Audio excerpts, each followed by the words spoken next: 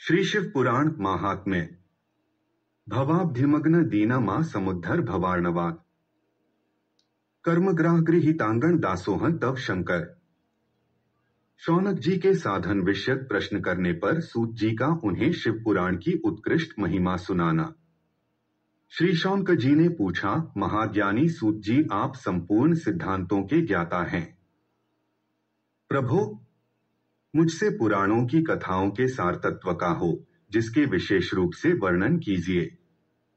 ज्ञान और वैराग्य सहित भक्ति से प्राप्त होने वाले विवेक की वृद्धि कैसे होती है, तथा साधु पुरुष किस प्रकार अपने कामक्रोध आदि मानसिक विकारों का निवारण करते हैं। इस घोर कलिकाल में जीव प्रायः आसुर स्वभाव के हो गए हैं। उस जीव समुदाय को शुद्ध दैवी संपत्ति से युक्त बनाने के लिए सर्वश्रेष्ठ उपाय क्या है? आप इस समय मुझे ऐसा कोई शाश्वत साधन बताइए जो कल्याणकारी वस्तुओं में भी सबसे उत्कृष्ट एवं परम मंगलकारी हो तथा पवित्र करने वाले उपायों में भी सर्वोत्तम पवित्रकारक उपाय। तात वह साधन ऐसा हो अनुष्ठान से शीघ्र ही अंतःकरण की विशेष शुद्धि हो जाए तथा उससे निर्मल चित्त वाले पुरुष को सदा के लिए शिव की प्राप्ति हो जाए। श्रीसूत जी ने कहा, मुनिश्रेष्ठ शौनक, तुम धन्य हो, क्योंकि तुम्हारे हृदय में पुराण कथा सुनने का विशेष प्रेम एवं लालसा है।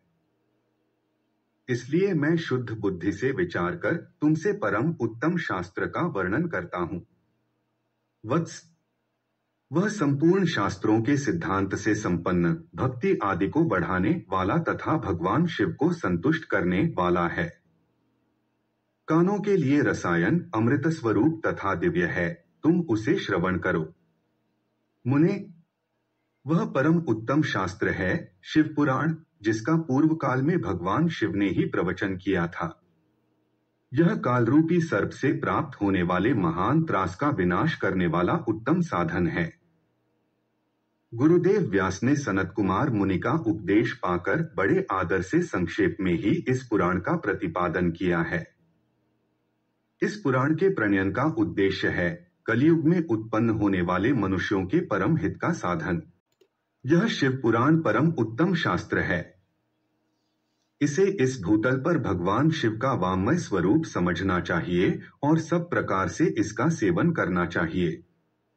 इसका पठन और श्रवण सर्वसाधन रूप है। इससे शिव भक्ति पाकर श्रेष्ठतम स्थिति में पहुंचा हुआ मनुष्य शीघ्र ही शिवपद को प्राप्त कर लेता है। इसीलिए संपूर्ण यत्न करके मनुष्यों ने इस पुराण को पढ़ने की इच्छा की है अथवा इसके अध्ययन को अभीष्ट साधन माना है। इसी तरह इसका प्रेम पूर्वक श्रवण भी संपूर्ण मनोवांछित फलों को देने वाला है।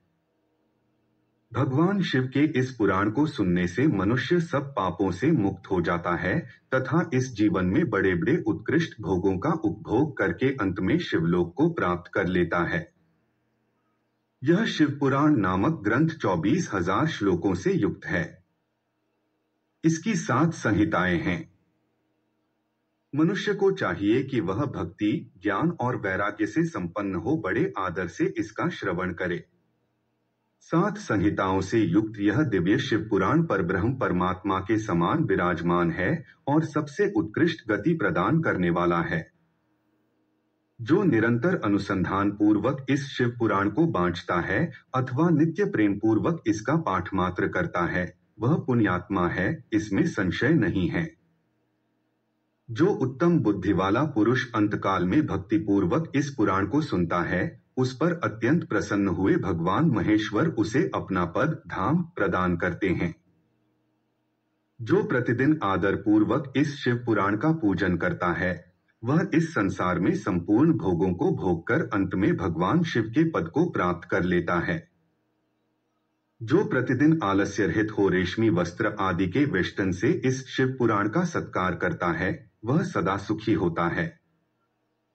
यह शिव पुराण निर्मल तथा भगवान शिव का सर्वस्व है। जो इहलोक और परलोक में भी सुख चाहता हो, उसे आदर के साथ प्रयत्न पूर्वक इसका सेवन करना चाहिए। निर्मल एवं उत्तम शिव पुराण धर्म, अर्थ, काम और मोक्ष रूप चारों पुरुषार्थों को देने वाला है। अथ सदा प्रेम पूर्वक इसका श्रवण एवं विशेष पाठ करना चाहिए।